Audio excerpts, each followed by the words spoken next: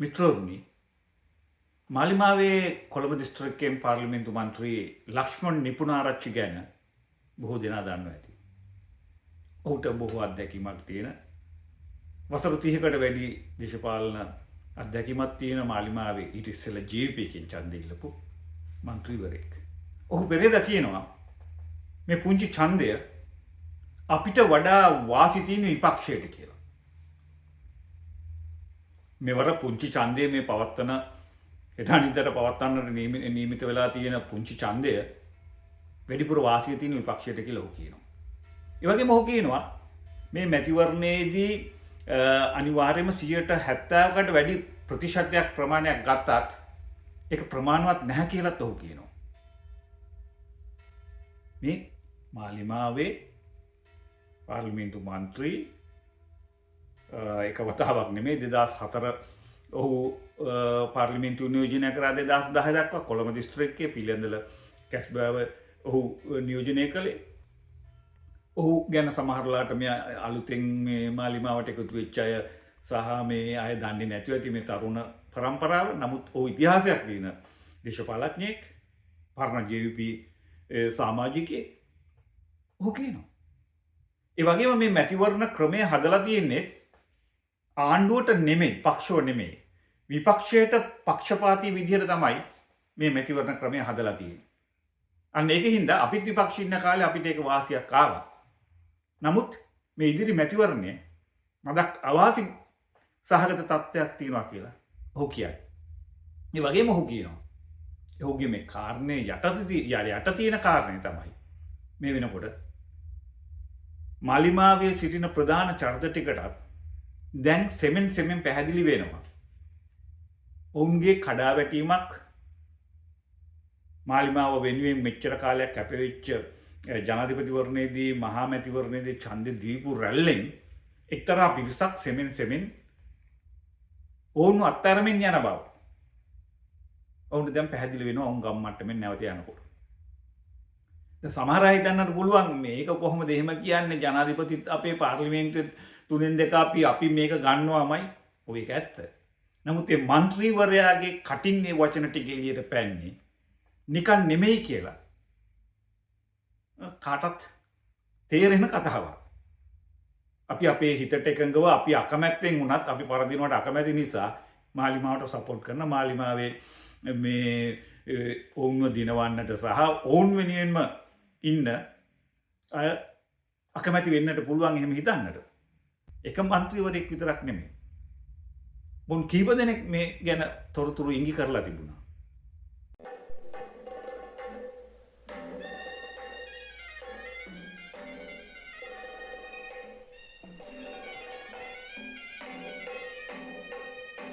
මිත්‍රවරුනි, ඒ අස්සෙන් අර මාලිමාවේ සංචාරක නියෝජ්‍ය ඇමති රුවන් රණසිංහ ඔහුත් ලස්සන කතාවක් කියනවා.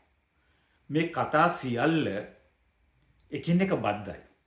ලක්ෂ්මන් නිපුණාරච්චි කියපු කතාවත් දැන් ඊළඟ ඡන්දයේදී මේ ගම්මට්ටමින් අපිට බලය ගන්නට අනිවාර්යයෙන්ම ඕන කරලා තියෙන අවස්ථාවක මේ පුංචි ඡන්දය සමහර වෙලාවට අපෙන් ගිලිහිලා ගියොත් ඒක අපිට ලොකු පාඩුවක් කියන කතාව, අපි අර්බුදයක ඉන්නවා කියන කතාවට සමාන කතාවක් මාලිමාවේ මේ නියෝජ්‍ය සංචාරක ඇමති රුවන් රණසිංහ මහත්තයාත් කිව්වා. ඔහු කියනවා රට නැවත වතාවක් අර්බුදයකට ගෙන ගියොත් ජනතාව උද්ඝෝෂණ කරලා කිසියම් දෙයක් කරලා මේ ජනාධිපතිතුමාව ජනාධිපති ධූරයෙන් බැරි වෙලා හරි පැන්නුවොත්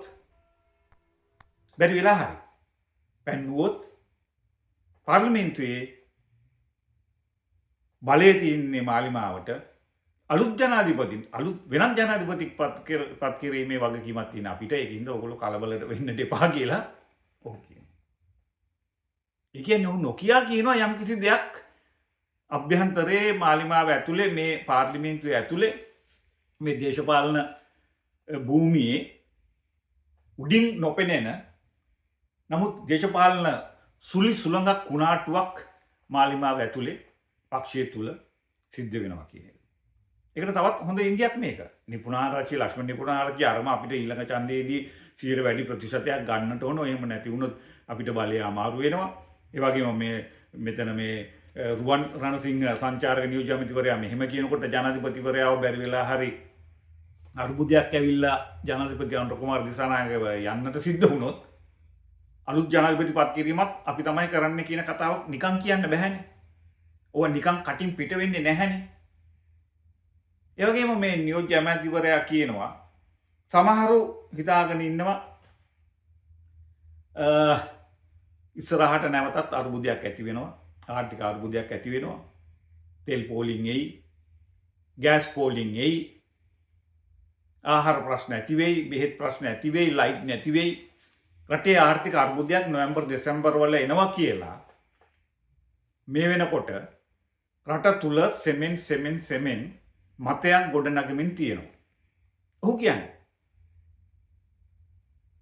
දිනෝ 10ක් ඉස්සරහා මේ කියන්නේ ලබන නොවැම්බර් දෙසැම්බර් වෙනකොට කිසියම් විදිහකට නැවතත් රටේ ආර්ථික අර්බුදයක් ඇවිල්ලා අර කිව්ව කතන්දර ටික රටේ පුරවැසියන්ට එදිනෙදා තියෙන අර පෙර ගෝල්පෙස් අරගලය වගේ ඒක ඇතිවෙච්ච හේතු වෙච්ච ටික වගේ මොනවා හරි ප්‍රශ්නයක් ඇති වෙන්නට ඉඩ තියෙනවා. ආර්ථික අර්බුදයක් වෙන්නට පුළුවන්.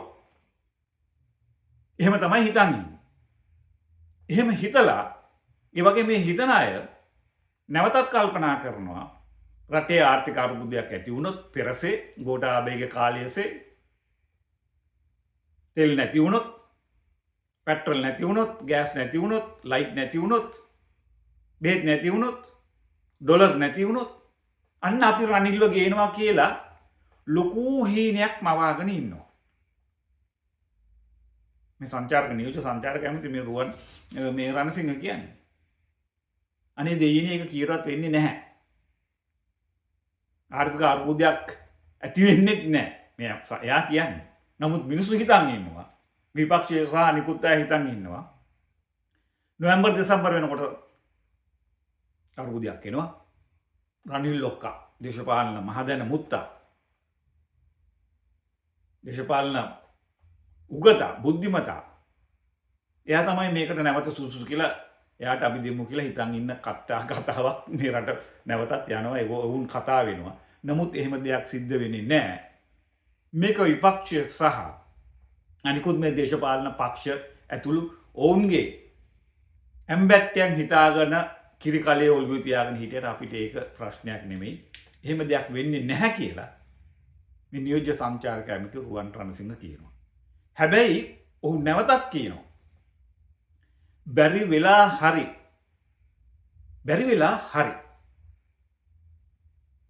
රට ආර්ථික අර්බුදයකට ගිහිල්ලා රටේ ජනාධිපතිවරයාව කිසියම් ප්‍රශ්නයක් වුණොත් කවුරු කොහොම හිතුවත් එහෙම ප්‍රශ්නයක් උද්ගත වුණොත් නැවතත් ජනාධිපතිවරයෙක් පත් කරන්නේ මාලිමාවෙන්මයි. මොකද පාර්ලිමේන්තුවේ බලය සහ 3/2 ඇතුළේ සියල්ල තියෙන අපිට. ඒකින්ද ඔය ඔළුවේ හිතාගෙන ඉන්න වෙනත් ජනාධිපතිවරු මේකට සම්බන්ධ වෙන්නේ නැහැ. අපි එහෙම වෙන්නේ නැහැ. ඒ කිසි කෙනෙකුට අවස්ථාවක් නැහැ. අලුත් ජනාධිපති කෙනෙක් ඕන වුණොත් ඒපත් කරන්නෙත් අපි කියලා සංචාරක නියෝජ්‍ය ඇමති රුවන් රණසිංහ කියනවා. දැන් පුංචි ඡන්දේ ළඟ එනවා.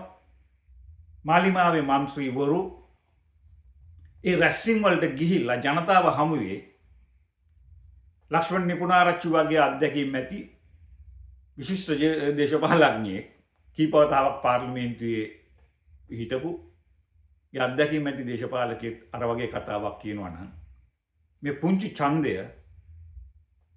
පක්ෂයේ බලයේ ඉන්න අපිට වඩා වැඩි වාසියක් තියෙන විපක්ෂයට කියලා ඔහු නිකන් නෙමෙයි කිව්වේ. ඒ වගේම ඊයේ දවසේ මේ සංචාරක නියෝජ්‍ය ඇමති මාලිමාවේ සංචාරක නියෝජ්‍ය ඇමති මේ රුවන් රණසිංහ බැරි වෙලා හරි ජනාධිපතිවරයාට යන්නට වුණොත් අලුත් ජනාධිපතිවරයෙක් පත් කරන්නේ අපිමයි කියලා කියන කතාව මෙව්වා එකින් එක පොඩි ලින්ක් එකක් තියෙනවා. නැත්තම් මෙව්වා නිකන් කටින් එළියට පයින්නේ නැහැ.